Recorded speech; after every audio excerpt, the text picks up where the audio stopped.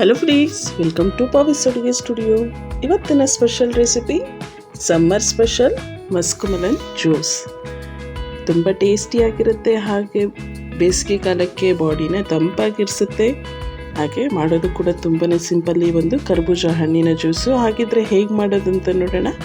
ಇದೇ first time ನೀವು ನನ್ನ ಚಾನಲ್ನ ನೋಡ್ತಿರೋದಾದರೆ ಪ್ಲೀಸ್ ಒಂದ್ಸಲ ಸಬ್ಸ್ಕ್ರೈಬ್ ಮಾಡ್ಕೊಳ್ಳಿ. ಹಾಗೆ ಪಕ್ಕದಲ್ಲಿ ಬರ್ತಕ್ಕಂಥ ಬೆಲ್ ಐಕನ್ನು ಕ್ಲಿಕ್ ಮಾಡಿ.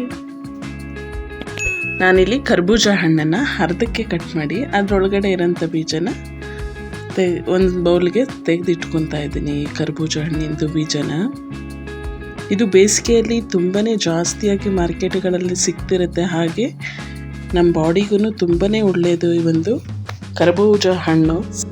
ಈ ಒಂದು ಹಣ್ಣಲ್ಲಿ ವಿಟಮಿನ್ ಸಿ ಹಾಗೆ ವಿಟಮಿನ್ ಎ ಇರೋದ್ರಿಂದ ನಮ್ಮ ಕಣ್ಣಿನ ದೃಷ್ಟಿನ ಸುಧಾರಿಸುತ್ತೆ. ಹಾಗೆ ಸ್ಕಿನ್ಗೆ ಮತ್ತು ಹೇರ್ಗೆ ನಮ್ಮ ಬಾಡಿನ ಕೂಲಾಗಿಡೋದಕ್ಕೆ ಹೆಲ್ಪ್ ಮಾಡುತ್ತೆ. ಹಾಗಾಗಿ ಆ ಸೀಸನಲ್ಲಿ ತರಕಾರಿ ಆಗಲಿ ಹಣ್ಣಾಗಲಿ ಯಾವ್ದು ಸಿಗುತ್ತೋ ಅದನ್ನು ಆದಷ್ಟು ಹೆಚ್ಚಾಗಿ ಉಪಯೋಗಿಸಿ.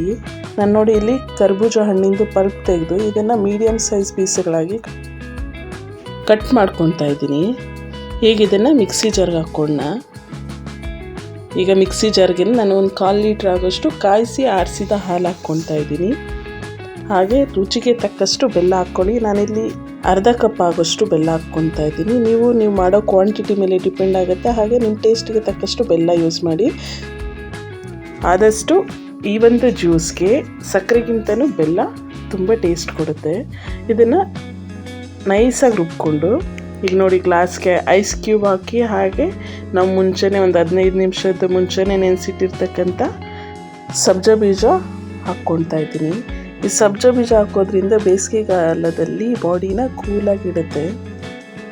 ಈಗ ರೆಡಿ ಮಾಡಿರ್ತಕ್ಕಂಥ ಜ್ಯೂಸ್ ಹಾಕ್ಕೊಂಡು ಕೂಲಾಗಿ ಕುಡಿತಿದ್ರಂತೂ ಸೂಪರ್ ಟೇಸ್ಟ್ ಇರುತ್ತೆ. ಹಾಗಿದ್ರೆ ಈ ವಿಡಿಯೋ ಇಷ್ಟ ಆಯಿತಾ? ಇಷ್ಟ ಆದರೆ ಒಂದು ಲೈಕ್ ಕೊಟ್ಟು ನಿಮ್ಮ ಫ್ಯಾಮಿಲಿ ಫ್ರೆಂಡ್ಸ್ಗೆ ಶೇರ್ ಮಾಡಿ. ನೀವು ಇದೇ ಥರನೇ ಟ್ರೈ ಮಾಡಿ. ಟೇಸ್ಟ್ ಹೇಗೆ ಬಂತಂತ ಕಮೆಂಟ್ ಮಾಡಿ. ಆದರೆ ನನ್ನ ಚಾನಲ್ನ ಒಂದು ಸಲ ಸಬ್ಸ್ಕ್ರೈಬ್ ಮಾಡ್ಕೊಳ್ಳಿ. Thank you.